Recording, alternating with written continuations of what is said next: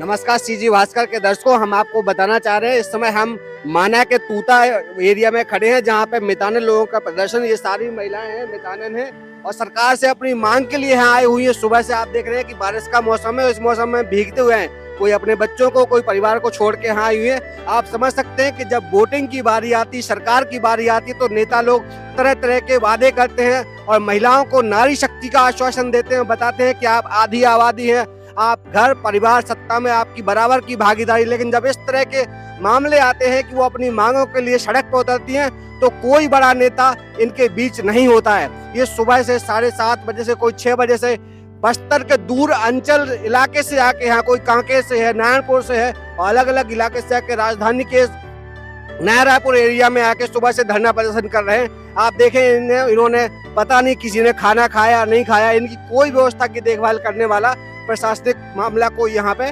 नहीं है। बात करते हैं, क्या नाम है आपका?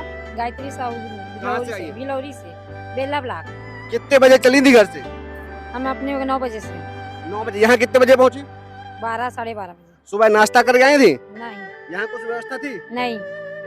तो ये एक महिलाओं की स्थिति देखिए, जो खुद परिवार को और आधी मतलब हर भैया अपने परिवार के अलावा आसपास के दूसरों के भोजन का, पेट का ख्याल रखती, लेकिन इनके खुद के पेट के देखभाल की करने वाला प्रशासन से कमला कोई नहीं था।